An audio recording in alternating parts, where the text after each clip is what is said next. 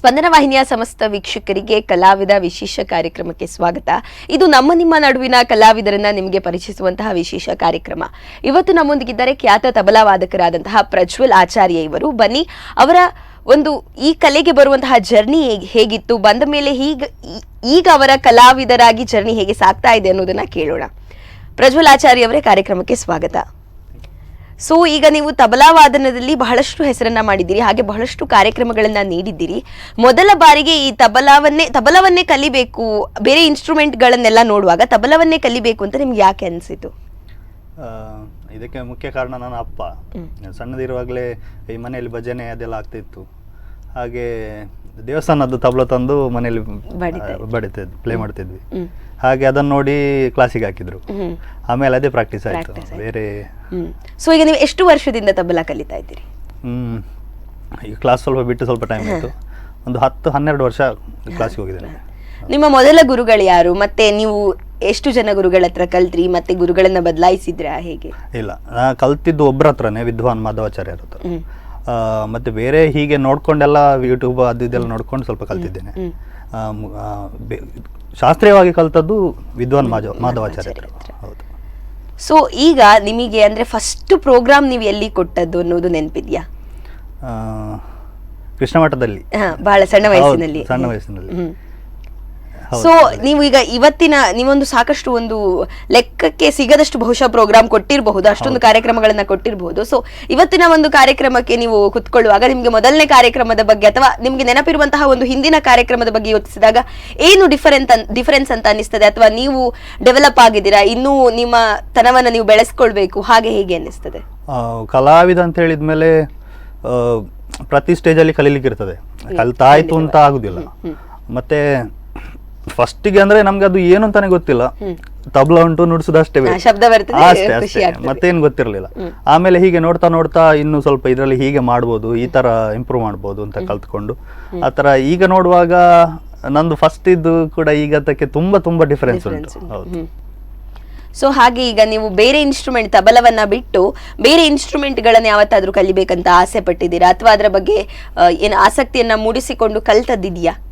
ಹೌದು, ಕೀಬೋರ್ಡ್ ಕ್ಲಾಸಿಗೆ ಸೇರ್ಬೇಕಂತ ಹೋದೆ 1-2 ಕ್ಲಾಸಿಗೆ, ಮತ್ತೆ ಆಗ್ಲಿಲ್ಲ. ತಬಲ ಮಾತ್ರ ನಿಮ್ಮನ್ನು ಹಿಡ್ಕೊಂಡಿದೆ ಅಂತ. ಸೊ ಈಗ ನೀವು ಪ್ರತಿಯೊಂದು ಪ್ರೋಗ್ರಾಮಿಗೂ ತಬಲ ನುಡಿಸ್ತೀರಿ. ಅಂದ್ರೆ ಈಗ ನಾನು ನೋಡಿದ ಪ್ರಕಾರ ಹರಿಕತೆ ಆಗಿರಬಹುದು, ಅಥವಾ ಹೀಗೆ ಶಾಸ್ತ್ರೀಯ ಸಂಗೀತ, ಸುಗಮ ಸಂಗೀತ, ಹೀಗೆ ಬೇರೆ ಬೇರೆ ಕಾರ್ಯಕ್ರಮಗಳಿಗೆ ನೀವು ತಬಲವನ್ನ ನುಡಿಸ್ತೀರಿ. ನಿಮಗೆ ಬಹಳಷ್ಟು ಖುಷಿ ಕೊಡುವಂತಹ ಒಂದು ಕಾರ್ಯಕ್ರಮ ಯಾವುದು? ಈಗ ಶಾಸ್ತ್ರೀಯ ಕಾರ್ಯಕ್ರಮಕ್ಕೆ ನುಡಿಸುವಂತಹದ್ದ ಅಥವಾ ಸುಗಮ ಸಂಗೀತಕ್ಕೆ ನುಡಿಸುವಂತದ್ದ, ಹೇಗೆ? ಸುಗಮ ಸಂಗೀತ, ಯಾಕಂದ್ರೆ ಅದರಲ್ಲಿ ಎಲ್ಲಾ ತರಹದ ಒಂದು ಹಾಡುಗಳು ಬರ್ತದೆ. ಶಾಸ್ತ್ರೀಯದಲ್ಲಿ ನಾವು ಇದೆ ಅಂದ್ರೆ ಅದಕ್ಕೆ ಅಷ್ಟು ನಾಲೆಜ್ ಬೇಕು. ಶಾಸ್ತ್ರೀಯಕ್ಕೆ ನುಡಿಸ್ಬೇಕಾದ್ರೆ ತುಂಬಾ ನಾಲೆಜ್ ಬೇಕು. ನಮ್ಮ ಇದಕ್ಕೆ ಅಂದ್ರೆ ಸ್ವಲ್ಪ ಸುಗಮ ಸಂಗೀತ ನಂಗೆ ಬೆಟರ್ ಅಂತ ಅನಿಸ್ತದೆ. ಸೊ ನೀವು ತಬಲವನ್ನ ಈಗ ಹೆಚ್ಚಾಗಿ ಯಾವುದೇ ಇನ್ಸ್ಟ್ರೂಮೆಂಟ್ ಗಳನ್ನ ಎಲ್ಲರೂ ಏನು ಹೇಳುವಂತದ್ದು ತುಂಬಾ ಅಟೆಂಟಿವ್ ಆಗಿ ಇರಲೇಬೇಕು, ಬಟ್ ಈ ತಬಲದಲ್ಲಿ ಬಹಳಷ್ಟು ಲೆಕ್ಕಾಚಾರ ಇದೆ ಅಂತ ನಾನು ಕೇಳ್ಪಟ್ಟಿದ್ದೇನೆ. ಸೊ ಅದ್ರ ಬಗ್ಗೆ ಸ್ವಲ್ಪ ಹೇಳಿ. ಲೆಕ್ಕಾಚಾರ ಅಂದ್ರೆ ಒಂದೊಂದು ತಾಳದ ಇದರಲ್ಲಿ ಹೋಗ್ತದೆ, ಬೀಟ್ ಕೌಂಟ್ ಅಲ್ಲಿ ಹೋಗ್ತದೆ. ಒಂದೊಂದು ತಾಳಕ್ಕೆ ಒಂದೊಂದು ಮಾತ್ರೆಗಳು, ಒಂದೊಂದು ಇಷ್ಟಿಷ್ಟು ಮಾತ್ರೆಗಳು ಅಂತ ಇರ್ತದೆ. ಅದೆಲ್ಲ ಸ್ವಲ್ಪ ಗೊತ್ತಿದ್ರೆ ಒಳ್ಳೇದು. ಕೆಲವರ ಅಂದ್ರೆ ಕೈ, ಈಗ ತಬಲಾ ನುಡಿಸುವವರ ಕೈ ಬಹಳಷ್ಟು ಸ್ಟ್ರಾಂಗ್ ಇರ್ಬೇಕು, ಅಥವಾ ಅದು ತುಂಬಾ ಕ್ವಿಕ್ ಇರ್ಬೇಕು ಅಂತ ಹೇಳ್ತಾರೆ. ಅದ್ರ ಬಗ್ಗೆ ಹೌದು, ಸ್ಟ್ರಾಂಗ್ ಅಂತಲ್ಲ, ಕ್ವಿಕ್ ಇರ್ಬೇಕಂದ್ರೆ ಅದು ಪ್ರಾಕ್ಟೀಸ್ ಇಂದ ಬರುದು. ನಾವೆಷ್ಟು ಪ್ರಾಕ್ಟೀಸ್ ಮಾಡ್ತೇವೆ ಅಷ್ಟು ಕೈ ಸ್ಪೀಡ್ ಆಗ್ತದೆ, ಮತ್ತೆ ನ್ಯಾಕ್ ಬರುತ್ತದೆ. ನಾವು ಸ್ಟ್ರಾಂಗ್ ಗಿಂತ ಅದೊಂದು ನ್ಯಾಕ್ ಅಂತ ಹೇಳ್ಬೋದು. ಸ್ಟ್ರಾಂಗ್ ಅಲ್ಲಿ ಅಂದ್ರೆ ಹೊಡೆದ್ರೆ ತಬಲ ಹೊಡೆದಾಗ್ತದೆ, ಅದೊಂದು ನ್ಯಾಕ್ ಅಲ್ಲಿ ಪ್ಲೇ ಮಾಡೋದು. ಪ್ರಾಕ್ಟೀಸ್ ಇಂದ ಸ್ವಲ್ಪ ಸ್ಪೀಡ್ ಆಗ್ತದೆ. ಸೊ ನಿಮ್ಮ ಗುರುಗಳ ಹತ್ರ ಈಗ ನೀವು ಕಲಿಯುವಾಗ ನೀವು ಮೊದಲನೇದಾಗಿ ಕಲ್ತದಕ್ಕೂ ಈಗ ಕಲ್ತದಕ್ಕೂ ಅಂದ್ರೆ ಅವರು ನಿಮ್ಗೆ ಯಾವತ್ತಾದ್ರೂ ಒಂದು ಖುಷಿ ಪಟ್ಟು, ನೀನ್ ಇಷ್ಟು ಚಂದ ನುಡಿಸ್ತಿ, ನನ್ಗೆ ಖುಷಿ ಆಗಿದೆ, ನೀನ್ ನನ್ನ ಸ್ಟೂಡೆಂಟ್ ಅಂತ ಹೇಳಿದಂತ ಯಾವ್ದಾದ್ರು ಒಂದು ಘಟನೆ ಇದೆಯಾ, ಅಥವಾ ಯಾವ್ದಾದ್ರು ಒಂದು ಸಿಚುವೇಶನ್ ಅಲ್ಲಿ ಅವರು ಹಾಗೆ ಹೇಳಿದ್ದು ಅದು ನಿಮ್ಗೆ ತುಂಬಾ ಖುಷಿ ತಂದು ಕೊಟ್ಟದ್ದು? ಅವರು ಪ್ರತಿ ಸ್ಟೇಜ್ ಅಲ್ಲಿ ಹೇಳ್ತಾರೆ ನಮ್ಗೆ, ಹೀಗೆ ಅಂತಲ್ಲ, ಒಬ್ಬ ನುಡಿಸ್ತಾನಂತ ಆದ್ಮೇಲೆ ಅವನಿಗೆ ಖಂಡಿತ ಸಪೋರ್ಟ್ ಮಾಡ್ತಾರೆ, ಪ್ರೋತ್ಸಾಹ ಕೊಟ್ಟೆ ಕೊಡ್ತಾರೆ. ನಾನು ಸಣ್ಣದಿಂದ ಕೂಡ ಅಷ್ಟೇ, ನಾನು ಭಜನೆಯಲ್ಲಿ ಸ್ಟಾರ್ಟ್ ಮಾಡಿದ್ದು, ಇವಾಗ ಕೂಡ ಅಷ್ಟೇ. ಅದೇ ಒಂದು ಅವರದ್ದು ಪ್ರೋತ್ಸಾಹ ಇದೆ.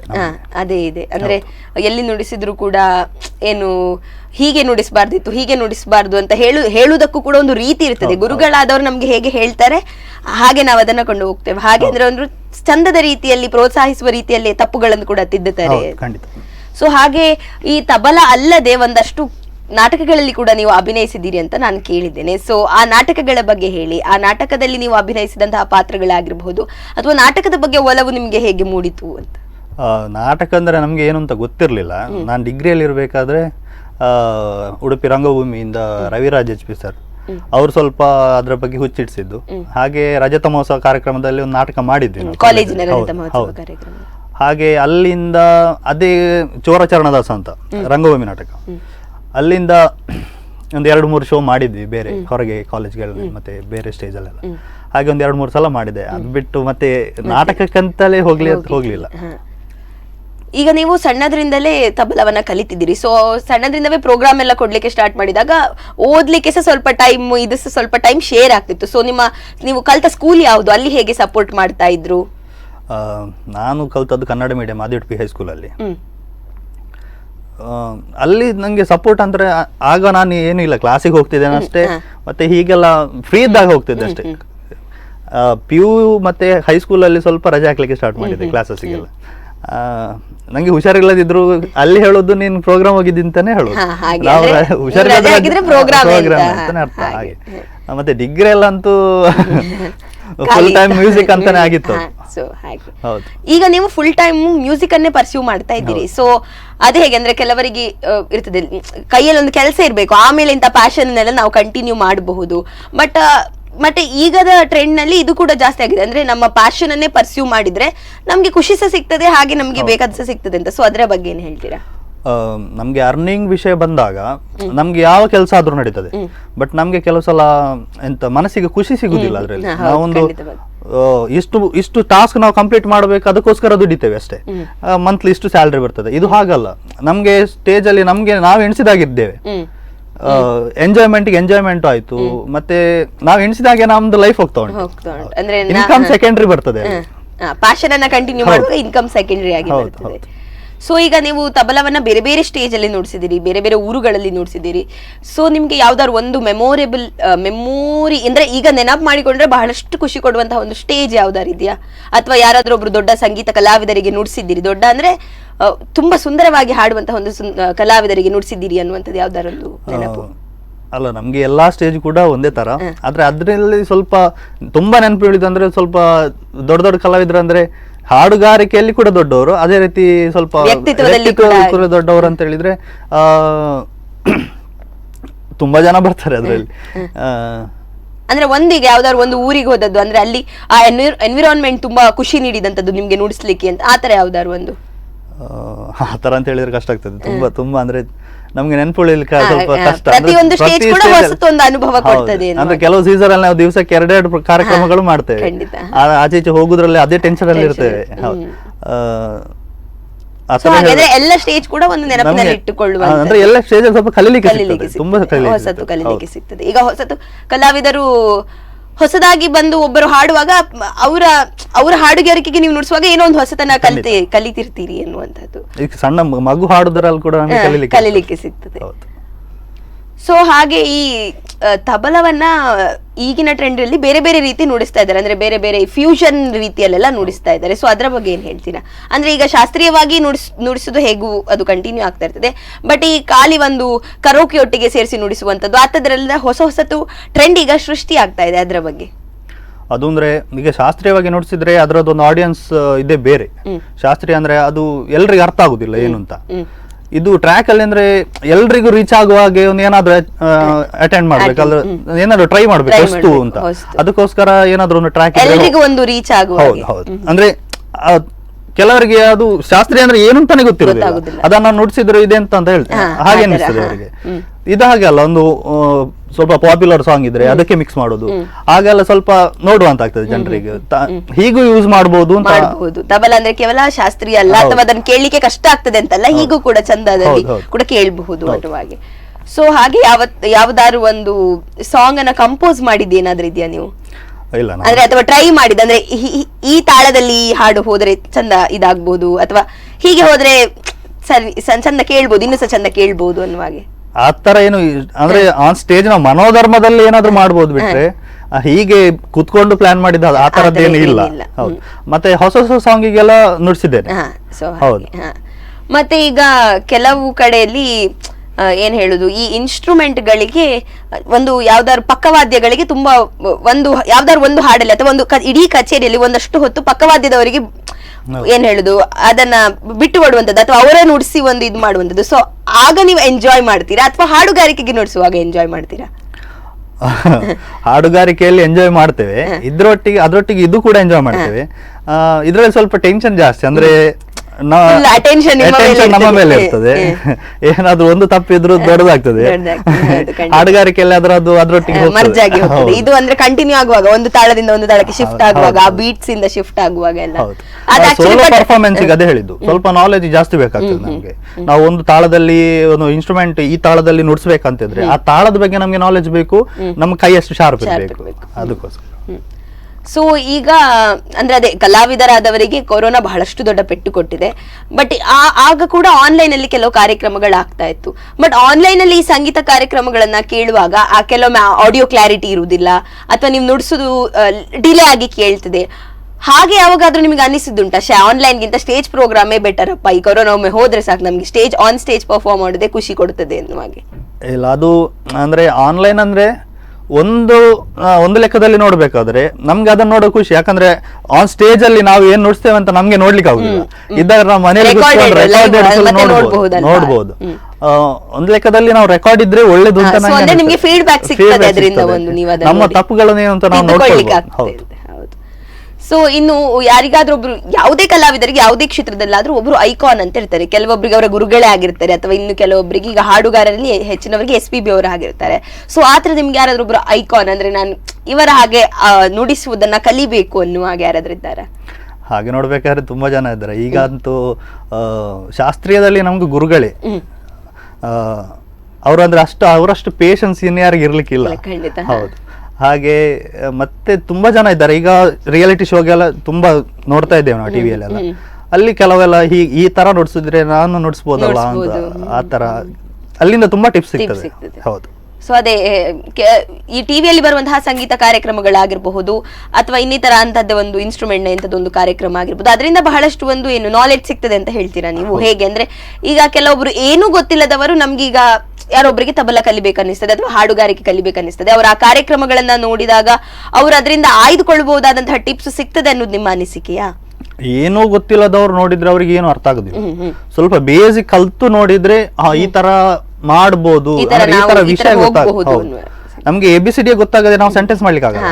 ಅದಕ್ಕೋಸ್ಕರ ಫಸ್ಟಿಗೆ ನಾವು ಬೇಸಿಕ್ ಕಲ್ತ್ರೆ, ಯಾರಾದ್ರೂ ಗುರುಗಳಿಂದ ಸ್ವಲ್ಪ ಬೇಸಿಕ್ ಕಲ್ತ್ರೆ, ಅದ್ರ ಅಕ್ಷರಗಳು ಏನು ಅದು ಏನು ಅಂತ ಗೊತ್ತಾದ್ರೆ ನಾವು ನೋಡಿ ಕಲಿಬಹುದು. ಸೊ ನೀವೀಗ ಹೇಳಿದ್ರಿ ನಿಮ್ಮದು ತಂದೆಯವರು ಫಸ್ಟ್ ನಿಮಗೆ ತಬಲಕ್ಕೆ ಪ್ರೋತ್ಸಾಹ ನೀಡಿದ್ದು ಅಂತ. ಈಗ ಅವರಿಗೆ ಏನ್ ಅನಿಸ್ತದೆ, ಅಂದ್ರೆ ನೀವು ತಬಲವನ್ನೇ ಕಂಟಿನ್ಯೂ ಮಾಡ್ತಾ ಇದ್ದೀರಿ, ಅದನ್ನೇ ಒಂದು ಪ್ರೊಫೆಷನ್ ಆಗಿ ತಕೊಂಡಿದ್ದೀರಿ. ಈಗ ನಿಮ್ಮ ತಂದೆ ತಾಯಿ ಆಗಿರಬಹುದು ಅಥವಾ ಮನೆಯವರ ಒಂದು ಅಭಿಪ್ರಾಯ ಹೇಗಿದೆ? ಅವರು ನನ್ಗೆ ಸಣ್ಣದ್ರಿಂದ ಸಪೋರ್ಟ್, ಈಗ ಕೂಡ ತುಂಬಾ ಸಪೋರ್ಟ್ ಇದ್ದಾರೆ. ತಂದೆ ಅಂತೂ ನಮ್ಗೆ ಸಣ್ಣದ್ರಿರುವಾಗ ನಮ್ಮದ್ರೆ ವೆಹಿಕಲ್ ಇಲ್ಲ, ಹೋಗ್ಬೇಕಾದ್ರೆ ಅವರೇ ಬಿಟ್ಟು ಬರ್ತಿದ್ರು, ಅವರೇ ಕರ್ಕೊಂಡು ಬರ್ತಿದ್ರು. ಕಾರ್ಯಕ್ರಮ ಆಗೋವರೆಗೆ ನಿಂತು ಎಷ್ಟೊತ್ತಾದ್ರೂ ಕಾದು. ಈಗಲೂ ಕೂಡ ಅಷ್ಟೇ, ನಾವು ನೈಟ್ ಲೇಟ್ ಆದ್ರೂ ಅವ್ರು ಮಲಗುದಿಲ್ಲ, ಕಾಯ್ತಾ ಇರ್ತಾರೆ ಯಾವಾಗ ಬರ್ತಾರೆ ಅಂತ. ಆತರ ತುಂಬಾ ಸಪೋರ್ಟಿವ್ ಆಗಿದೆ. ಹೌದು. ಸೊ ಈಗ ನೀವು ಪಕ್ಕವಾದ್ಯದವರು ಅಷ್ಟು ಜನ ಒಂದಷ್ಟು ಜನ ಸೆಟ್ ಇರ್ತಿರಲ್ಲ, ನೀವೀಗ ಒಂದು ಜಸ್ಟ್ ಇದು ನನ್ನದೊಂದು ಕ್ವಶನ್, ಅಂದ್ರೆ ಮಾತಾಡುವಾಗ ಈ ಇಂತಹದ್ದು ಇನ್ಸ್ಟ್ರೂಮೆಂಟ್ ಗಳ ಬಗ್ಗೆ ಜಾಸ್ತಿ ಮಾತುಕತೆ ಆಗ್ತದ? ಅಂದ್ರೆ ಹೀಗೆ ನುಡಿಸಬಹುದು ನಾವು, ಇನ್ನು ನೆಕ್ಸ್ಟ್ ಸ್ಟೇಜ್ ಅಲ್ಲಿ ಹೀಗೆ ನಾವು ಒಂದು ಪರ್ಫಾರ್ಮ್ ಮಾಡಬಹುದು ಅನ್ನುವಂಥದ್ದು, ಅಂದ್ರೆ ಬ್ಯಾಕ್ ಸ್ಟೇಜ್ ಅಲ್ಲಿ ಆಗುವಂತಹ ವಿಷಯಗಳಲ್ಲೂ ಕಲಿಲಿಕ್ಕೆ ಸಾಕಷ್ಟು ಇರ್ತದೆ. ಅದ್ರ ಬಗ್ಗೆ ಆ ತರ ತುಂಬಾ ಆಗ್ತದೆ. ಇದು ನಮ್ಗೆ ಆರ್ಕೆಸ್ಟ್ರಾ ಮತ್ತು ಸುಗಮ ಸಂಗೀತದಲ್ಲಿ ಅದು ಅಷ್ಟು ಪ್ಲಾನ್ ಮಾಡ್ಲಿಕ್ಕೆ ಸಿಗುದಿಲ್ಲ. ಯಾಕಂದ್ರೆ ಆನ್ ಸ್ಟೇಜ್ ಅಲ್ಲಿ ಅವ್ರು ಮನೋಧರ್ಮ ಹಾಡ್ತಾರೆ, ನಾವು ಮನೋಧರ್ಮ ನುಡಿಸ್ತೇವೆ. ಆದ್ರೆ ಆರ್ಕೆಸ್ಟ್ರಾದಲ್ಲಿ ಫಿಲ್ಮ್ ಸಾಂಗಿಗೆಲ್ಲ ನುಡಿಸುವಾಗ ನಾವು ಮಾತಾಡ್ಕೊಳ್ತೇವೆ, ಇದು ಪ್ಯಾಟರ್ನ್ ಹೀಗೆ ಈ ತರ ಬರ್ತದೆ, ಆಮೇಲೆ ಅದು ಇಷ್ಟು ಕೌಂಟ್ ಆದ್ಮೇಲೆ ಈ ತರ ಚೇಂಜ್ ಆಗ್ತದೆ, ಅದೆಲ್ಲ ನಾವು ನೋಡ್ಕೊಳ್ಬೇಕಾಗ್ತದೆ. ಮತ್ತು ಶಾಸ್ತ್ರೀಯದಲ್ಲಿ ಅಂದ್ರೆ ಈ ತಾಳದಲ್ಲಿ ನಾವು ಈ ತರ ಒಂದು ಏನಾದ್ರು ಮಾಡ್ಕೋಬಹುದು, ಈ ತರ ಏನಾದ್ರು ಜುಗಲ್ಬಂದಿ ಮಾಡ್ಕೊಳ್ಬಹುದು, ಆ ತರ ಎಲ್ಲ ಮಾತಾಡ್ಕೊಳ್ತೇವೆ. ಸೊ ಅದೇ ಪಾಪ್ಯುಲರ್ ಸಾಂಗ್ ನುಡಿಸುವಾಗ ಸ್ವಲ್ಪ ಏನಾದ್ರೂ ಯಾವತ್ತಾದ್ರೂ ಒಂದ್ ಸ್ವಲ್ಪ ಯಾವ್ದಾದ್ರು ಒಂದು ಸಾಂಗ್ ಅನ್ನ ನುಡಿಸುವಾಗ ಇದು ಅಂದ್ರೆ ತುಂಬಾ ಪಾಪ್ಯುಲರ್, ಈಗ ನಾನು ಚೂರ್ ಏನಾದ್ರು ತಪ್ಪಿದ್ರು ಅಥವಾ ಚೂರ್ ಏನಾದ್ರು ಆಚೀಚೆ ಆದ್ರೂ ಜನರಿಗೆ ಗೊತ್ತಾಗ್ತದೆ ಅಂತ ಕಾಡಿದ್ದು ಯಾವ್ದಾದ್ರು ಒಂದು ತುಂಬಾ ಅಂದ್ರೆ ಲೈಕ್ ಇದು ಈಗ ಈ ಸಾಂಗ್ ಅನ್ನುವಂಥದ್ದು ಯಾವತ್ತಾದ್ರೂ ಆಗಿದೆ ಯಾವ್ದಾದ್ರು ಒಂದು ಸಾಂಗಿಗೆ? ಆತರ ನಮ್ದು ವಾಯ್ಸ್ ಆಫ್ ಉಡುಪಿ ಇದಾಗಿತ್ತು ಕಾಂಪಿಟೇಷನ್. ಅದರಲ್ಲಿ ಮೇರೆಡೋಲ್ನ ಅಂತ ಸಾಂಗ್ ಇತ್ತು, ಅದು ಕಾಂಪಿಟೇಷನ್. ಅದರಲ್ಲಿ ಬೋಲ್ ಎಲ್ಲ ಹೇಳ್ಕೊಂಡು ಪ್ಲೇ ಮಾಡ್ಬೇಕಿತ್ತು. ಅದರಲ್ಲಿ ತುಂಬಾ ಟೆನ್ಷನ್ ಆಗಿತ್ತು. ಅಂದ್ರೆ ಬೋಲ್ ಕೂಡ ಹೇಳ್ಬೇಕು, ಪ್ಲೇ ಕೂಡ ಕೈಯಲ್ಲಿ ಪ್ಲೇ ಕೂಡ ಮಾಡ್ಬೇಕು. ಅಲ್ಲಿ ಎಲ್ಲೂ ತಪ್ಪದ ಅಂತ ದೊಡ್ಡ ಕಾಂಪಿಟೇಷನ್. ಅದು ಕಾಂಪಿಟೇಷನ್ ಅಲ್ಲಿ ನಾವು ತಪ್ಪಿದ್ರೆ ಅಲ್ಲಿ ಸ್ಪರ್ಧಿಗಳಿಗೆ ತೊಂದರೆ ಆಗ್ತದೆ. ಆಗ ಸ್ವಲ್ಪ ಟೆನ್ಷನ್ ಆಗಿತ್ತು. ಸೊ ಹಾಗಂದ್ರೆ ಅದೇ ಯಾವ್ದಾದ್ರು ಒಂದು ಘಟನೆ ನಿಮಗೆ ಈ ನಿಮ್ಮದು ಇದು ಒಂದು ಜರ್ನಿಯಲ್ಲಿ, ಒಂದು ತಬಲಾ ನುಡಿಸುವಂತಹ ಜರ್ನಿಯಲ್ಲಿ ಅದೊಂದು ಏನ್ ಹೇಳುವಂತದ್ದು ಖುಷಿಯ ಒಂದು ವಿಷಯ ಆಗಿರ್ಬೋದು, ಅಥವಾ ಒಂದು ಹೀಗಾಗಬಾರ್ದಿತ್ತು ಇವತ್ತಿನ ಕಾರ್ಯಕ್ರಮ ಅಂತ ಅನ್ಸಿದಂತಹ ಒಂದು ಘಟನೆ ಆಗಿರ್ಬೋದು, ಅಥವಾ ಈಗ ಒಂದು ಪ್ಲೇಸ್ ಇಂದ ಇನ್ನೊಂದು ಪ್ಲೇಸಿಗೆ ಹೋಗುವಾಗ ಟ್ರಾವೆಲ್ ಮಾಡಿದಂತಹ ಒಂದು ನೆನಪಿನ ಘಟನೆ ಆಗಿರ್ಬೋದು, ಅಂತದ್ದು ಯಾವ್ದಾರು ಇದೆಯಾ? ಅಂತದ್ದು ಸುಮಾರಿದೆ. ಅಂದ್ರೆ ಯಾವತ್ತು ಮರಿಲಿಕ್ಕೆ ಆಗುದೇ ಇಲ್ಲ ಅದನ್ನು ಅನ್ನುವಂಥದ್ದು ಯಾವ್ದಾದ್ರು ಒಂದು ಘಟನೆ ಆತರ ಕೆಲವು ಸ್ಟೇಜ್ ಅಲ್ಲೆಲ್ಲ ಆಗ್ತದೆ. ಅಂದ್ರೆ ಈ ಟೆಕ್ನಿಕಲ್ ಇಶ್ಯೂಸ್ ಎಲ್ಲ ಬಂದಾಗ ಇವತ್ತಿನ ಕಾರ್ಯಕ್ರಮ ಹೀಗ ಆಗ್ಬೋದೇನೋ, ಅಂದ್ರೆ ನಾವೊಂದು ಏನೋ ಒಂದು ದೊಡ್ಡ ತುಂಬಾ ಇದ್ರಲ್ಲಿ ಹೋಗಿರ್ತೇವೆ. ಅಲ್ಲಿ ನೋಡುವಾಗ ಕೆಲವು ವ್ಯವಸ್ಥೆಗಳು ಸರಿ ಇರುವುದಿಲ್ಲ. ಯಾವ್ದ್ರಲ್ಲಿ ಆಗ್ಬೋದು, ಈಗ ಒಂದು ಸ್ಟೇಜ್ ಅಲ್ಲಿ ಅದು ಪ್ಲಾಟ್ಫಾರ್ಮ್ ನಮಗೆ ಕೂತ್ಕೊಳ್ಳಿಕ್ಕೆ ಜಾಗ ಇರುವುದಿಲ್ಲ. ಮತ್ತೆ ಸೌಂಡ್ ಸಿಸ್ಟಮ್ ಅಲ್ಲಿ ಅವರು ಅಂದ್ರೆ ನಮ್ಗೆ ಬೇಕಾದಷ್ಟು ಅವರಿಗೆ ಗೊತ್ತಿರುವುದಿಲ್ಲ. ಇವತ್ತಿಗೆ ಕಾರ್ಯಕ್ರಮಕ್ಕೆ ಇಷ್ಟು ಸೌಂಡ್ ಸಿಸ್ಟಮ್ ಬೇಕು ಅಂತ ಅವರಿಗೆ ಗೊತ್ತಿರುವುದಿಲ್ಲ. ಅವ್ರ ಪಾಪ ನಮ್ಮ ಹತ್ರ ಇರುವುದು ಇಷ್ಟೇ ಅಂತ ಹೇಳ್ತಾರೆ. ಆವಾಗ ನಾವು ಸ್ವಲ್ಪ ಅಡ್ಜಸ್ಟ್ ಆಗ್ಬೇಕಾಗ್ತದೆ. ಆ ತರ ಎಲ್ಲ ಇರುವಾಗ ಇವತ್ತಿನ ಕಾರ್ಯಕ್ರಮ ಅಂದ್ರೆ ದೊಡ್ಡ ಎಕ್ಸ್ಪೆಕ್ಟೇಷನ್ ಅಲ್ಲಿ ಹೋದಾಗ ಸ್ವಲ್ಪ ಬೇಸರ ಆಗ್ತದೆ. ನಾವು ಈ ತರ ಇವತ್ತು ನುಡಿಸ್ಬೇಕು, ಈ ತರ ಇವತ್ತು ಒಂದು ಪ್ರೋಗ್ರಾಮ್ ಚಂದದ ರೀತಿಯಲ್ಲಿ ವೀಕ್ಷಕರಿಗೆ ಕೊಡ್ಬೇಕು ಅಂತ ಇದ್ದದ್ದು ಸ್ವಲ್ಪ ಆಚೆ ಈಚೆ ಆಗ್ತದೆ ಅಂತ. ಸೊ ಯಾವತ್ತಾದ್ರೂ ಯಾವ್ದಾದ್ರು ಆಡಿಯನ್ಸ್ ಬಂದು ನಿಮಗೆ ತುಂಬಾ ಚಂದ ನುಡಿಸ್ತೀರಿ, ನಂಗೆ ಕೇಳಿ ತುಂಬಾ ಖುಷಿ ಆಯ್ತು ಅಂತ ಹೇಳಿದಂತಹ ಘಟನೆ ಯಾವ್ದಾರು ಇದೆಯಾ? ಇದೆ ತುಂಬಾ ಇದೆ. ಅಂದ್ರೆ ಅದು ಅವರದ್ದು ನಮ್ಗೆ ಪರಿಚಯ ಇರೋದಿಲ್ಲ, ಬಂದು ಹೇಳ್ತಾರೆ. ಬಹುಶಃ ಕಲಾವಿದರಿಗೆ ಅದೆಲ್ಲ ಒಂದು ಸ್ಪೆಷಲ್ ಮೂಮೆಂಟ್. ಯಾವುದೇ ಕ್ಷೇತ್ರದಲ್ಲಿ ಇದ್ದವರಿಗೂ ಈಗ ಆಡಿಯನ್ಸ್ ಬಂದು ನಮ್ಮನ್ನ ಎಲ್ಲಿಯಾದ್ರೂ ಗುರುತಿಸಿದ್ರೆ ನಮಗೆ ಸಹ ಒಂದು ಮಾಡಿದಂತಹ ಒಂದು ಏನು ನಾವು ತೋರಿಸಿದಂತಹ ಒಂದು ಕಲೆಗೆ ಖುಷಿ ಆಗ್ತದೆ ಎನ್ನುವಂತಹ ಒಂದು ಫೀಲ್ ಬರ್ತದೆ. ಹಾಗೆ ಯಾವತ್ತಾದ್ರೂ ನಾವು ಸ್ಟೇಜ್ ಅಲ್ಲಿ ಇರುವಾಗ ನಮ್ಗೆ ತುಂಬಾ ಜನ ಕಾಣ್ತಾರೆ, ಬಟ್ ಅವರಿಗೆ ನಾವು ಅಲ್ಲಿ ಒಬ್ಬನೇ ಕಾಣುದು. ಹಾಗೆ ನಾವು ಸ್ಟೇಜ್ ಅಲ್ಲಿ ಇರುವಾಗ ಸ್ವಲ್ಪ ಶಿಸ್ತಲ್ಲಿ ಇರ್ಬೇಕಾಗ್ತದೆ. ಅವ್ರು ಬಂದು ಮಾತಾಡುವಾಗ ನಮ್ಗೆ ಅನಿಸ್ತದೆ ಇವ್ರು ಯಾರು ಅಂತ. ಆದ್ರೆ ಅವ್ರು ನಮ್ಮನ್ನು ತುಂಬಾ ಸ್ಟೇಜ್ ಅಲ್ಲಿ ನೋಡಿರ್ತಾರೆ, ನಮ್ಗೆ ಅವರ ಪರಿಚಯವೇ ಇರುವುದಿಲ್ಲ. ಖಂಡಿತವಾಗಿ ಅವರು ಒಂದು ಆಸೆಯಿಂದ ಬಂದು ಮಾತಾಡಿಸ್ತಾರೆ. ಸೊ ಯಾವ್ದಾದ್ರು ಸೆಲೆಬ್ರಿಟೀಸ್ ನಿಮಗೆ ಅಂದ್ರೆ ಈಗ ಬಹಳಷ್ಟು ರಿನೌಂಡ್ ನೇಮ್ಸ್ ಗಳಿವೆ ಒಂದು ತಬಲಾ ಅಂದ ಕೂಡಲೇ, ಅಥವಾ ಯಾವುದೇ ಒಂದು ಕ್ಷೇತ್ರದಲ್ಲಿ ಒಂದಿಷ್ಟು ಜನ ದೊಡ್ಡ ಒಂದು ಸೆಲೆಬ್ರಿಟೀಸ್ ಅನ್ನುವಂತಹ ಒಂದು ಪಟ್ಟ ಅವರಿಗೆ ಇರ್ತದೆ, ಅಥವಾ ಅವರು ಅಷ್ಟೊಂದು ಸಾಧನೆ ಅದರಲ್ಲೇ ಮಾಡಿರ್ತಾರೆ. ಸೊ ಅಂತದ್ರಲ್ಲಿ ನಿಮ್ಗೆ ಐಕಾನ್ ಬಗ್ಗೆ ನಾನು ಆಗ್ಲೇ ಕೇಳಿದೆ, ಬಟ್ ಯಾರಂದ್ರೆ ಇಷ್ಟ? ಈಗ ನೀವು ಫ್ರೀ ಇದ್ದಾಗ, ಈಗ ಒಂದು ಹಾಡುವವರಾದ್ರೆ ಫ್ರೀ ಇದ್ದಾಗ ಒಂದು ಏನು ಯಾವ್ದೋ ಒಂದು ಸಿಂಗರ್ನ ಹಾಡನ್ನು ಕೇಳ್ತಾರೆ, ಅಥವಾ ನಾವೀಗ ಡ್ಯಾನ್ಸರ್ಸ್ ಆದ್ರೆ ಯಾವ್ದೊಂದು ಡ್ಯಾನ್ಸ್ ಅನ್ನ ನೋಡ್ತಾ ಇರ್ತೇವೆ. ಸೊ ಹಾಗೆ ನೀವು ಯಾರಾದ್ರೂ ಒಂದು ವಾದಕರದ್ದು ಏನು ಅವರ ಒಂದು ನುಡಿಸುವಿಕೆಯನ್ನ ಕೇಳುವಂತದ್ದು ಯಾರಾದ್ರೂ ಒಂದು ಇದ್ದೀರಾ ಪರ್ಟಿಕ್ಯುಲರ್ ಆಗಿ, ಅಥವಾ ಒಂದಿಷ್ಟು ಜನ ಅಂತ ಹೇಳುವಾಗ? ಪರ್ಟಿಕ್ಯುಲರ್ ಜಾಸ್ತಿ ನೋಡೋದು ಜಾಕಿರ್ ಹುಸೇನ್ ಅವರದ್ದು. ಅಂದ್ರೆ ಆ ಸ್ಟೈಲ್ ಎಲ್ಲ ನೋಡುವಾಗ ನಮ್ಗೆ ಆಸೆ ಆಗ್ತದೆ ಆ ತರ ಮಾಡ್ಬೇಕು ಅಂತ. ಹೌದು. ಮತ್ತೆ ಇಲ್ಲಿ ತುಂಬಾ ಜನ ಇದ್ದಾರೆ. ಅಂದ್ರೆ ಅದೇ ಹೇಳಿದೆ ಆಗ ರಿಯಾಲಿಟಿ ಶೋಗೆಲ್ಲ ನುಡಿಸೋರು, ಬ್ಯಾಂಗ್ಳೂರು ಮಧು ಸರ್, ಪ್ರದ್ಯುಮ್ನ, ಮತ್ತೆ ವೇಣು ಸರ್, ಅವರೆಲ್ಲ ಸುಗಮ ಸಂಗೀತಕ್ಕೆ ನುಡಿಸುದು. ಆ ಪ್ಯಾಟರ್ನ್ಸ್ ಎಲ್ಲ ನಮ್ಗೆ ನೋಡುವಾಗ ನಮ್ಗೆ ಅದರಿಂದ ಕಲಿಬಹುದು ತುಂಬಾ. ಜಾಕಿರ್ ಹುಸೇನ್ ಎಲ್ಲ ಶಾಸ್ತ್ರೀಯ ಲೆವೆಲ್ ಅಲ್ಲಿ ತುಂಬಾ ಹೈ ಲೆವೆಲ್ ಅಲ್ಲಿ ಇದ್ದಾರೆ.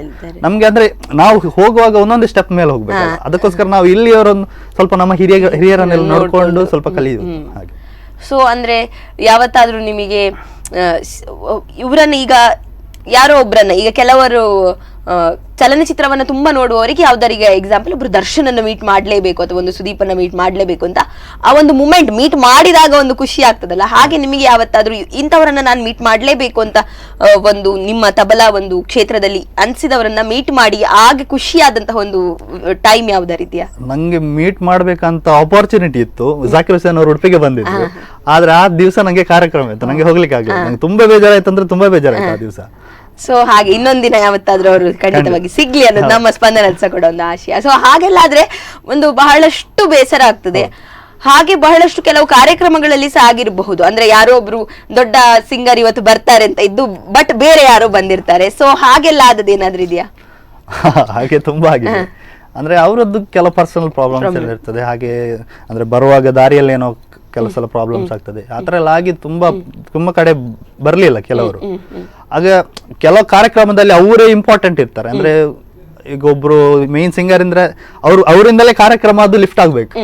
ಆ ತರ ಇರುವಾಗ ಅವ್ರು ಬರೋದಿದ್ರೆ ತುಂಬಾ ಬೇಸರ ಹೌದು.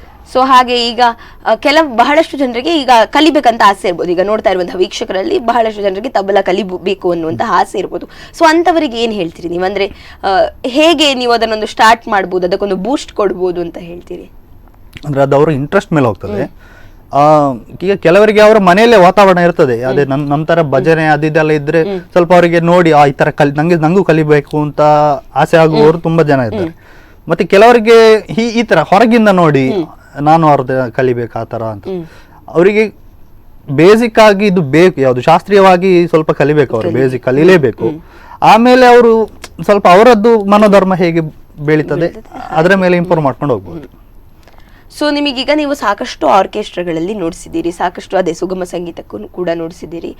ಸೊ ನಿಮಗೆ ಈಗ ಯಾವ್ದಾದ್ರು ಒಂದು, ಈಗ ನೀವು ಅದೇನು ತಾಳಗಳು ಅಥವಾ ಒಂದು ಬೇರೆ ಬೇರೆ ಅದೆಲ್ಲ ಹೇಳಿದ್ರಿ. ಸೊ ಯಾವತ್ತಾರು ಒಂದು ನೀವು ಪ್ರಾಕ್ಟೀಸ್ ಮಾಡುವಾಗ ಬರದಿದ್ದದ್ದು ಆನ್ ಸ್ಟೇಜ್ ಬಂದದ್ದು, ಅಥವಾ ಪ್ರಾಕ್ಟೀಸ್ ಆದಾಗ ಬಂದದ್ದು ಆನ್ ಸ್ಟೇಜ್ ಕೈ ಅದರಲ್ಲಿ ಹೋಗದಿದ್ದಂಥದ್ದು ಯಾವ್ದಾರ ಒಂದು ಘಟನೆ ನಡೆದಿದೆ, ಅಥವಾ ಯಾವ್ದಾರ ಒಂದು ತಾಳ ಆ ತರ ಆದದ್ದು ಇದೆಯಾ? ಇದೆ ತುಂಬಾ ಇದೆ. ಪ್ರಾಕ್ಟೀಸ್ ಅಲ್ಲಿ ಬರ್ತದೆ, ಸ್ಟೇಜ್ ಅಲ್ಲಿ ಟೆನ್ಷನ್ ಅಲ್ಲಿ ಬರುದಿಲ್ಲ ಕೆಲವು ಸಲ. ಮತ್ತೆ ಆ ಅಟ್ಮಾಸ್ಫಿಯರ್ ಅಂದ್ರೆ ಫುಲ್, ಈಗ ನಾವು ಮನೆಯಲ್ಲಿ ನುಡಿಸುವಾಗ ನಮ್ಮ ಮೈಂಡ್ ಅಟೆಂಟಿವ್ ಆಗಿರ್ತದೆ, ಕಾಮ್ ಆಗಿರ್ತದೆ.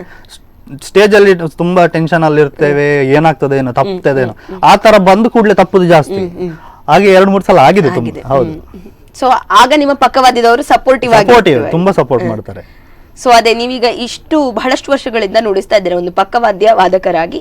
ನಿಮ್ಮ ಬೇರೆ ಏನು ಸಹ ಕಲಾವಿದರನ್ನ ನೆನಪಿಸ್ಕೊಳ್ಬೇಕಾದ್ರೆ, ಅಥವಾ ಯಾರು ನಿಮ್ಗೆ ತುಂಬಾ ಸಪೋರ್ಟಿವ್ ಆಗಿ ಇವರೆಗೆ ಇದ್ದಾರೆ ಅಂತ ಹೇಳುದಾದ್ರೆ ಯಾರೆಲ್ಲ?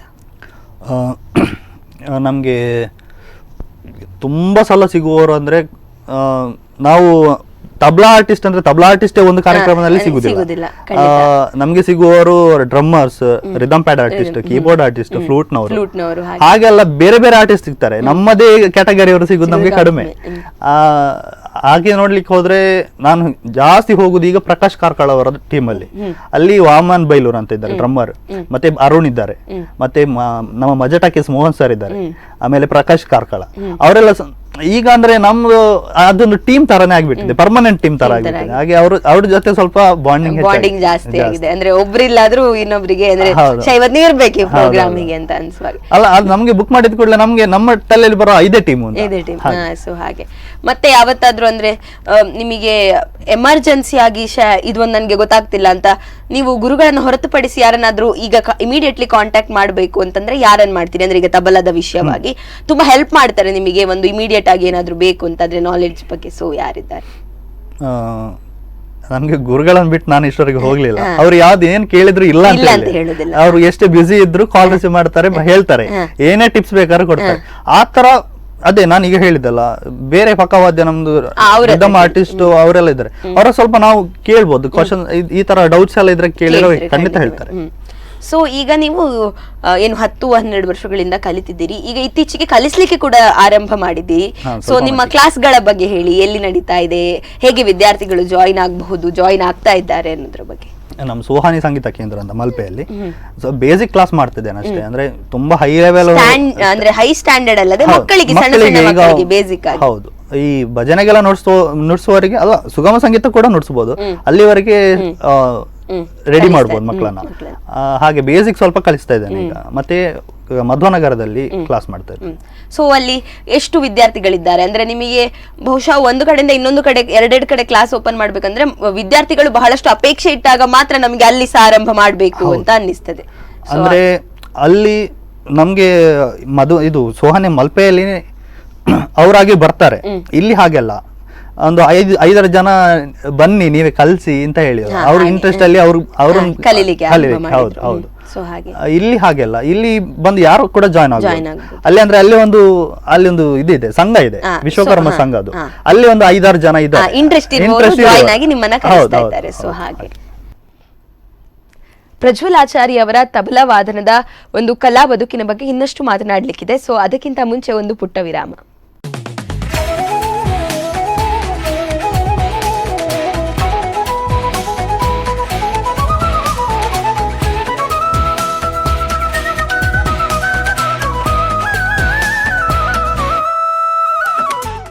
ವಿರಾಮದ ಬಳಿಕ ಮತ್ತೊಮ್ಮೆ ಪ್ರಜ್ವಲ್ ಆಚಾರ್ಯ ಅವರೊಂದಿಗೆ ಮಾತುಕತೆ ನಡೆಸುತ್ತಿರುವಂತಹ ಇವತ್ತಿನ ಕಲಾವಿದ ವಿಶೇಷ ಕಾರ್ಯಕ್ರಮಕ್ಕೆ ಸ್ವಾಗತ.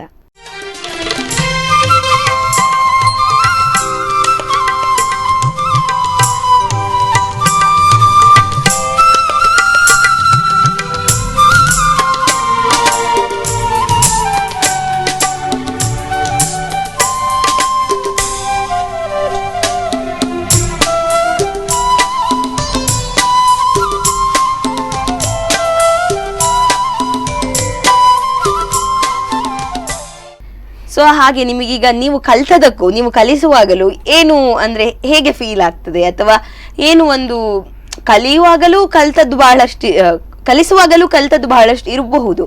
ಸೊ ಹಾಗೆ ಕಲಿಸುವಾಗ ನಿಮ್ಮ ಅನುಭವ ಹೇಗೆ? ಕಲಿಯುವಾಗ ನಾನು ತುಂಬಾ ಸಣ್ಣದಿದ್ದೆ. ನಾನು ಕ್ಲಾಸಿಗೆ ಸೇರುವಾಗ ನಾನು 3ನೇ ಕ್ಲಾಸ್ 4ನೇ ಕ್ಲಾಸ್ ಇರಬೇಕು. ಆವಾಗ ನಾವು ಕ್ಲಾಸಲ್ಲಿ ಹೋಗಿ ಕೂತ್ರೆ ಫುಲ್ ಜನ ಕ್ಲಾಸಲ್ಲಿ. ನಂಗೆ ಈಗ ಅನಿಸ್ತಾ ಉಂಟು, ನಂಗೊಂದು 5-6 ಜನ ಮೇಂಟೈನ್ ಮಾಡ್ಲಿಕ್ಕೆ ಕಷ್ಟ ಆಗ್ತದೆ.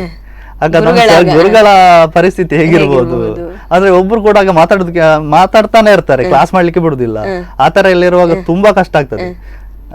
ಆಗ ಟೀಚರ್ಸ್ ಇದ್ದು ಟೀಚರ್ ಆದ್ಮೇಲೆ ಗೊತ್ತಾಯ್ತು ಅಂತ. ಸೊ ಅದೇ ಯಾವತ್ತಾದ್ರೂ ಕ್ಲಾಸ್ ಅಲ್ಲಿ ನಿಮ್ ಉಪದ್ರವ ಅಂದ್ರೆ ಈ ತಬಲಾ ಕ್ಲಾಸಲ್ಲಿ ಆಗಿರಬಹುದು, ಕ್ಲಾಸಲ್ಲಿ ಆಗಿರಬಹುದು, ಯಾವತ್ತಾದ್ರೂ ಒಂದು ವಿದ್ಯಾರ್ಥಿ ಆಗಿದ್ದಾಗ ಏನಾದ್ರೂ ಪೋಕುರಿ ಮಾಡಿದ್ದು ಅಥವಾ ಗುರುಗಳಿಗೆ ಏನಾದ್ರೂ ಉಪದ್ರ ಕೊಟ್ಟದ್ದು ಯಾವ್ದಾದ್ರು ಒಂದು ಘಟನೆ ಇದೆ? ಉಪದ್ರ ಕೊಡುದೆಲ್ಲ ನಮ್ದು ಇಲ್ಲ. ನಾನು ಸಣ್ಣದಿಂದ ಕೂಡ ಪಾಪ ಅಂತ ಹೇಳ್ತಾರೆ. ಪಾಪ. ಸೊ ಹಾಗೆ ಹೌದು, ಉಪದ್ರ ಕೊಟ್ಟದಿಲ್ಲ. ಮತ್ತೆ ಉಪದ್ರ ಕೊಡ್ಲಿಕ್ಕೆ ನಂಗೆ ಅಷ್ಟು ನಾನು ಅದೇ ಮೈಂಡ್ ಅಷ್ಟು ಇದಿರ್ಲಿಲ್ಲ. ಖಾಲಿ ಸ್ಕೂಲ್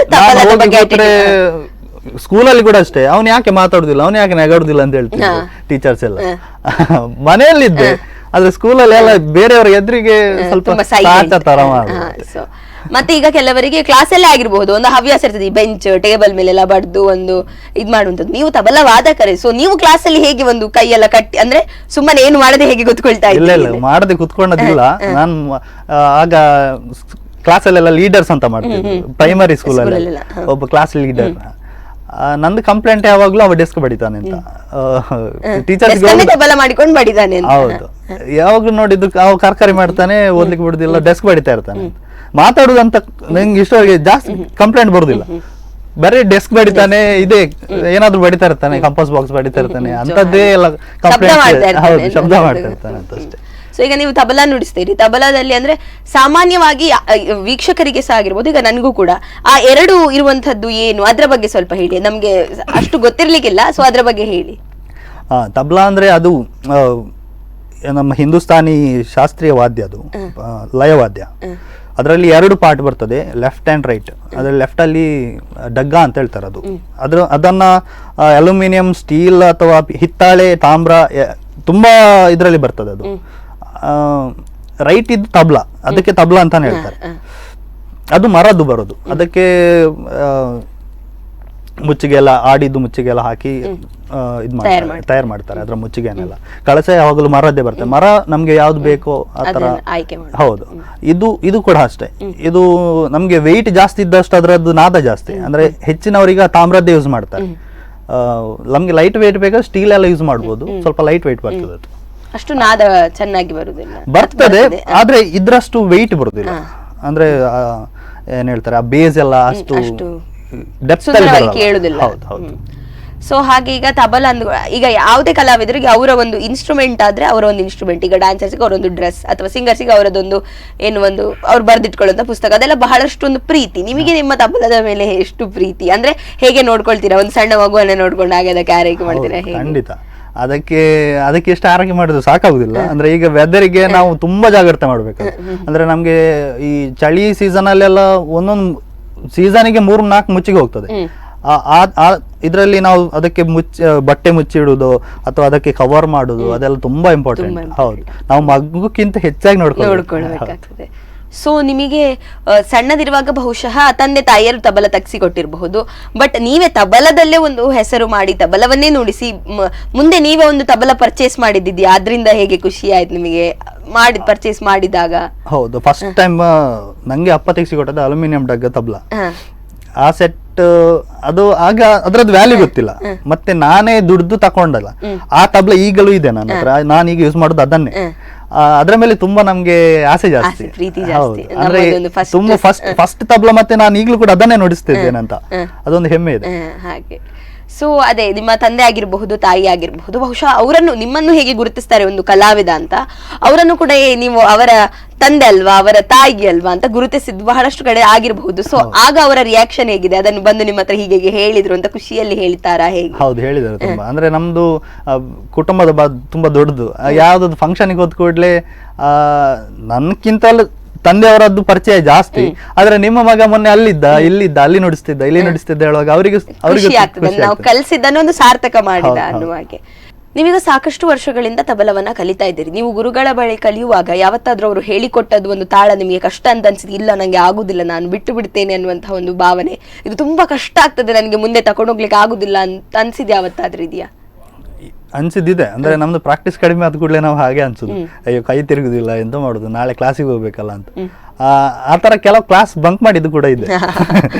ಇದು ನಾಳೆ ನುಡಿಸ್ಬೇಕು, ನಂಗೆ ಗೊತ್ತಿಲ್ಲ ಎಂತ ಮಾಡುದು ಅಂತ. ಆದ್ರೆ ಗುರುಗಳು ಆತರ ಇಲ್ಲ. ಅವರು ಎಷ್ಟೇ ನಾವು 10 ಸಲ ಬೇಕಾದ್ರೆ ಕೇಳಿ, 20 ಸಲ ಬೇಕಾದ್ರೆ ಕೇಳಿ, ಅವ್ರು ಫಸ್ಟ್ ಹೇಗೆ ಹೇಳಿಕೊಟ್ರು ಲಾಸ್ಟ್ ಕೂಡ ಹಾಗೆ ಹೇಳಿಕೊಡ್ತಾರೆ. ಅಷ್ಟೇ ಪೇಷನ್ಸ್ ಹೇಳಿಕೊಡ್ತಾರೆ.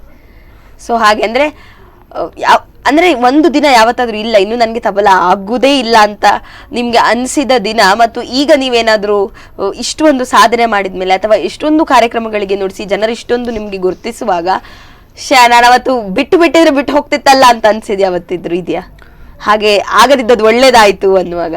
ಇಲ್ಲ, ಆ ತರದ್ದಿಲ್ಲ. ಅಂದ್ರೆ ನಾನು ಕಾಲೇಜ್ ಬೇಕಾದ್ರೆ ಬಿಡ್ಲಿಕ್ಕೆ ರೆಡಿ ಇದ್ದೆ, ತಬಲ ಬಿಡ್ಲಿಕ್ಕೆ ರೆಡಿ ಇರ್ಲಿಲ್ಲ. ಸೊ ಹಾಗೆ. ಹೌದು. ಸೊ ಈಗ ಬೇರೆ ಬೇರೆ ಹಾಡುಗಳಿಗೆ ನುಡಿಸುವಾಗ ಬೇರೆ ಬೇರೆ ರೀತಿಯಲ್ಲಿ ನೀವು ನುಡಿಸ್ತೀರಿ. ಯಾವತ್ತಾದ್ರೂ ಈಗ ಕೆಲವೊಮ್ಮೆ ಪಕ್ಕವಾದ್ಯಗಳು ನುಡಿಸುವಾಗ ಬೇರೆ ಬೇರೆ ನಿಮ್ಮದು ಒಂದು ರೀತಿಯಲ್ಲಿ ಹೋಗ್ತಾ ಇರ್ತದೆ. ಬಟ್ ಯಾರಾದ್ರೂ ಒಬ್ರು ನಿಮ್ಮನ್ನು ಹೀಗೆ, ಈಗ ಸಿಂಗರ್ ಆಗಿರ್ಬೋದು, ನೀವು ಹೀಗೆ ನುಡಿಸ್ಬೇಕು ಅಂತ ಹೇಳಿದಾಗ ನಿಮಗೆ ಹೀಗೆ ಆಗ್ತಾ ಇತ್ತಲ್ಲ ಒಳ್ಳೇದು ಅನ್ನುವ ರೀತಿಯಲ್ಲಿ ಯಾವ್ದು, ಅಥವಾ ಹೀಗೆಲ್ಲದೆ ಹೀಗೆ ನುಡಿಸ್ಬೋದಿತ್ತಲ್ಲ ಅಂತ ಅನ್ಸಿದ್ಯಾ? ಅಂದ್ರೆ ಈಗ ಒಂದು ಸಾಂಗ್ ನಾವು ಕೇಳುದಕ್ಕೂ ಒಂದು 10 ಜನ ಕೇಳೋದಕ್ಕೂ ತುಂಬಾ ಡಿಫರೆನ್ಸ್ ಇರ್ತದೆ. ಈಗ ಒಂದೇ ಸಾಂಗ್ ಅನ್ನ ನಾನು ಕಂಪೋಸ್ ಮಾಡೋದಕ್ಕೂ ಇನ್ನೊಬ್ರು ಕಂಪೋಸ್ ಮಾಡೋದಕ್ಕೂ ತುಂಬಾ ವ್ಯತ್ಯಾಸ ಇರ್ತದೆ. ಅವರಿಗೆ ಈ ತರ ಬಂದ್ರೆ ಒಳ್ಳೇದಿರ್ತದೆ, ನಮ್ಗೆ ನಮ್ಮ ಮನೋಧರ್ಮ ನಮ್ಗೆ ಈ ತರ ನುಡಿಸಿದ್ರೆ ಒಳ್ಳೇದು. ಆದ್ರೆ ನಿಜವಾಗಿ ಹಾಡುವವರಿಗೆ ಹೇಗೆ ಬೇಕು, ನಮ್ದು ಪಕ್ಕವಾದ್ಯ ಹಿಮ್ಮೇಳ, ಹಾಡುವವರಿಗೆ ಯಾವ ತರ ಬೇಕು ಆ ತರ ನಾವು ನುಡಿಸ್ಬೇಕು. ಅವ್ರು ಯಾವ ತರ ಹೇಳಿದ್ರು ಆ ತರ ನಾವು ನುಡಿಸಲೇಬೇಕು. ಅಂದ್ರೆ ನಮ್ಗೆ ಅದು ಇಷ್ಟ ಇಲ್ಲದಿದ್ರು ನಾವು ನುಡಿಸ್ಲೇಬೇಕಾಗ್ತದೆ. ಸೊ ಯಾವತ್ತಾದ್ರೂ ನೀವು ಪಕ್ಕವಾದ್ಯವಾಗಿ ಅಲ್ಲದೆ ಕೇವಲ ತಬಲಾ ಕಾರ್ಯಕ್ರಮಗಳನ್ನ ನೀಡಿದ್ಯಾ, ಅಥವಾ ಖಾಲಿ ಜುಗಲ್ಬಂದಿ ಮಾಡುವ ರೀತಿಯಲ್ಲಿ ಯಾವ್ದಾದ್ರು ಕಾರ್ಯಕ್ರಮಗಳನ್ನ ನೀಡಿದ್ಯಾ? ಖಾಲಿ ಈಗ ಇನ್ಸ್ಟ್ರೂಮೆಂಟ್ಗಳು ಮಾತ್ರ ಒಂದು ಕಾರ್ಯಕ್ರಮಗಳನ್ನ ಆತರ ತುಂಬಾ ಆಗ್ತಾ ಇರ್ತದೆ. ಫ್ಲೂಟ್ ಜೊತೆ, ಸಿತಾರ್ ಜೊತೆ, ಸ್ಯಾಕ್ಸೋಫೋನ್ಗಳು ಆ ತರ ಎಲ್ಲ ಆಗ್ತಾ ಇರ್ತದೆ. ಸೊ ಹಾಗಾದ್ರೆ ನೀವು ಹಾಡುವವರಿಗೆ ನುಡಿಸುವುದನ್ನ ಎಂಜಾಯ್ ಮಾಡ್ತೀರಾ, ಇನ್ಸ್ಟ್ರೂಮೆಂಟ್ ಗಳಲ್ಲೇ ನುಡಿಸುವುದನ್ನ ಎಂಜಾಯ್ ಮಾಡ್ತೀರಾ? ಎರಡು ಇಷ್ಟನೇ. ಆದ್ರೆ ಆರ್ಕೆಸ್ಟ್ರಾಗಳಲ್ಲಿ ನಮ್ಗೆ ನುಡಿಸ್ಲಿಕ್ಕೆ ಕಡಿಮೆ ಇರ್ತದೆ. ಇನ್ಸ್ಟ್ರೂಮೆಂಟ್ ಜೊತೆ ನಮ್ಗೆ ಥ್ರೂ ಔಟ್ ಪ್ರೋಗ್ರಾಮ್ ನುಡಿಸ್ಲಿಕ್ಕೆ ಇರ್ತದೆ, ಫುಲ್ ವರ್ಕ್ ಇರ್ತದೆ. ಹಾಗೆ ಅದರಿಂದ ಸ್ವಲ್ಪ ಜಾಸ್ತಿ ಖುಷಿ. ಸಿಂಗಿಂಗ್ ಜೊತೆ ಕೂಡ ಖುಷಿನೇ, ಆದ್ರೆ ಇನ್ಸ್ಟ್ರೂಮೆಂಟ್ ಜೊತೆ ಸ್ವಲ್ಪ ಜಾಸ್ತಿ ಖುಷಿ. ಸೊ ನೀವು ಯಾವತ್ತಾದ್ರೂ ಈ ತಬಲಾ ರಿಲೇಟೆಡ್ ಕಾಂಪಿಟೇಷನ್ ಗಳಲ್ಲಿ ಯಾವ್ದ್ರಲ್ಲಾದ್ರೂ ಭಾಗವಹಿಸಿದ್ಯಾ? ಅಥವಾ ಕೆಲವೊಬ್ಬರಿಗೆ ಕಾಂಪಿಟೇಷನ್ ಅಂದ್ರೆ ಬೇಡ, ಅದು ಅಂದ್ರೆ ಅದರಿಂದ ಏನ್ ನಮ್ಗೆ ಅಂದ್ರೆ ಸಿಕ್ಕಿದ್ರು ಅಷ್ಟೇ, ಸಿಗದಿದ್ರು ಅಷ್ಟೇ, ಅದು ಒಂದು ಮ್ಯಾಟರ್ ಆಗುದಿಲ್ಲ, ನಾವು ನಮ್ಮ ಸಾಧನೆಯನ್ನ ಕಂಟಿನ್ಯೂ ಮಾಡ್ತೇವೆ ಅನ್ನುವರು ಬಹಳಷ್ಟು ಜನ ಇರ್ತಾರೆ. ನೀವು ಯಾವ ಕ್ಯಾಟಗರಿಗೆ ಸೇರ್ತೀರಿ? ನಮ್ದು ಅದೇ ಕ್ಯಾಟಗರಿ. ನಾ ಕಾಂಪಿಟೇಷನ್ ಗೆ ಹೋದವನಲ್ಲ. ನಮ್ಗೇನ್ ಗೊತ್ತುಂಟು ಅದನ್ನ ನೋಡ್ಸೋದು, ಜನಗಳು ಇಷ್ಟ ಆದ್ರೆ ರಿಸೀವ್ ಮಾಡ್ತಾರೆ, ಎಲ್ಲರೂ ಬಿಡ್ತಾರೆ, ನಾವು ಹಾಗೆ ತಕೊಂಡು ನೆಕ್ಸ್ಟ್ ಏನ್ ಇಂಪ್ರೂವ್ ಮಾಡೋದು ಅದನ್ನ ಮಾಡ್ಕೊಂಡು ಹೋಗೋದು ಅಷ್ಟೇ. ಸೊ ನಾವು ಕಾರ್ಯಕ್ರಮದ ಕೊನೆಯ ಹಂತಕ್ಕೆ ಬಂದಿದ್ದೇವೆ. ಒಂದು ಕೊನೆಯ ಪ್ರಶ್ನೆ, ಕಲಾವಿದರಾಗಿ ನೀವು ಪ್ರೇಕ್ಷಕರಿಗೆ ಏನ್ ಹೇಳ್ತೀರಿ? ಅಂದ್ರೆ ಯಾವುದೇ ಒಂದು ವಿಷಯ ಆಗಿರ್ಬೋದು, ಈಗ ಕೆಲವೊಬ್ರು ಕಲಾವಿದರನ್ನ ಅಷ್ಟೊಂದು ಒಳ್ಳೆಯ ರೀತಿಯಲ್ಲಿ ಕಾಣುವುದಿಲ್ಲ, ಅಥವಾ ಒಂದಷ್ಟು ಒಳ್ಳೆ ರೆಸ್ಪೆಕ್ಟ್ ಕೊಡುವುದಿಲ್ಲ, ಕಲಾವಿದರನ್ನ ಕೂಡಲೇ ಒಂದು ಸ್ವಲ್ಪ ಬೇರೆ ರೀತಿಯ ಭಾವನೆ ಇರ್ತದೆ. ಸೊ ಅಂತವರಿಗೆ ಏನ್ ಹೇಳಲಿಕ್ಕೆ ಇಷ್ಟಪಡ್ತೀರಿ?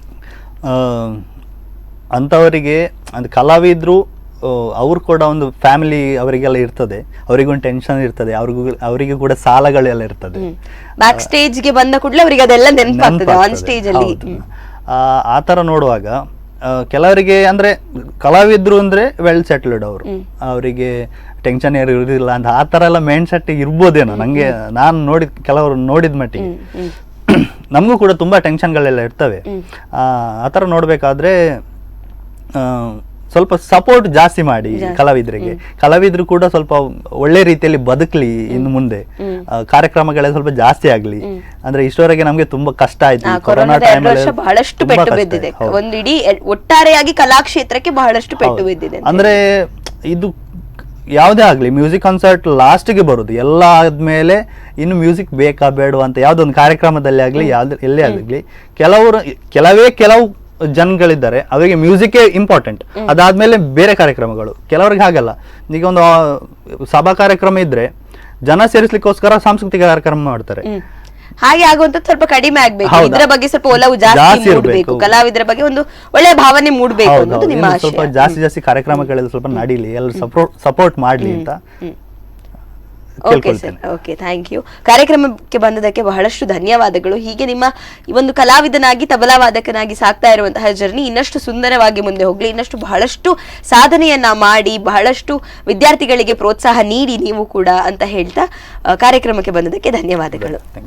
ನೋಡಿದ್ರಲ್ಲ ವೀಕ್ಷಕರೇ, ಕಲಾವಿದರನ್ನ ಒಂದು ಕಲೆಯನ್ನ ಪ್ರೀತಿಸಿ ಅನ್ನುವಂತಹ ಆಶಯವನ್ನ ಪ್ರಜ್ವಲ್ ಆಚಾರ್ಯ ಅವರು ವ್ಯಕ್ತಪಡಿಸಿದ್ರು. ಅವರೊಂದಿಗೆ ಇವತ್ತು ಒಂದು ಕಲಾವಿದ ಮಾತುಕತೆಯ ಕಾರ್ಯಕ್ರಮ ಬಹಳಷ್ಟು ಸುಂದರವಾಗಿ ಮೂಡಿಬಂತು. ಸೊ ಮುಂದಿನ ಸಂಚಿಕೆಯಲ್ಲಿ ಇನ್ನೊಬ್ಬ ಕಲಾವಿದರೊಂದಿಗೆ ಮತ್ತೆ ನಿಮ್ಮ ಮುಂದೆ ಬರ್ತೇನೆ. ಅಲ್ಲಿವರೆಗೆ ನೋಡ್ತಾ ಇರಿ ಸ್ಪಂದನ.